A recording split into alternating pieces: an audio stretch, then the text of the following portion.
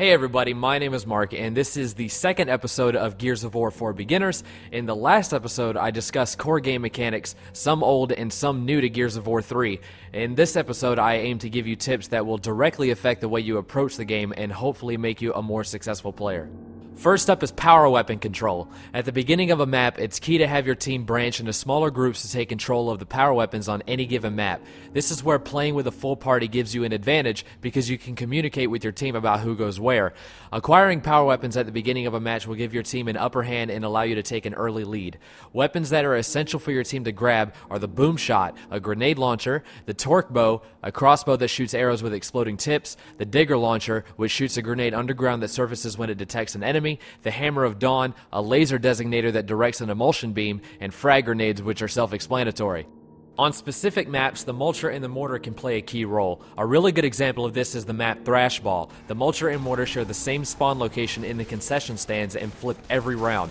This spawn location has a height advantage with a clear view of the entire map, making these two weapons worthwhile to control.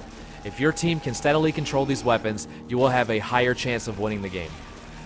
Learning to back out of bad situations will keep you alive longer than anything else. If you see two guys barreling towards you, turn around and run. Look for a teammate or find a solid piece of cover that will give you a better chance to kill whoever is chasing you. If you're in a heated shotgun battle and your enemy gets a cover advantage, roll away and find a better approach to attacking them. Strafing and wall bouncing will only get you so far.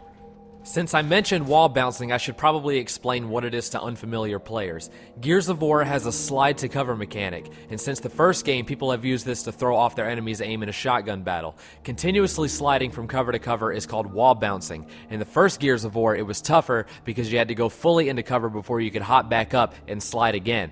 In Gears of War 2 and now 3, you can cancel a cover slide, which allows you better control over your player and makes wall bouncing 100 times easier.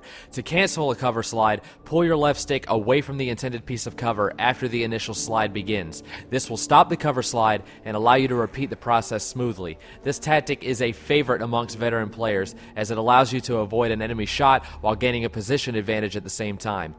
Finally, a lot of people make the mistake of using their shotgun on enemies that are running away from them, myself included. This is very inefficient as the shotgun loses its damage over range. Trying to down a fleeing opponent with a shotgun does nothing but waste ammunition that may become crucial at a later time. Switch to your pistol or your assault rifle to finish off an enemy who is running away. Well, that concludes this episode of Gears of War for Beginners. As always, I thank you guys for watching, and I will see you next time.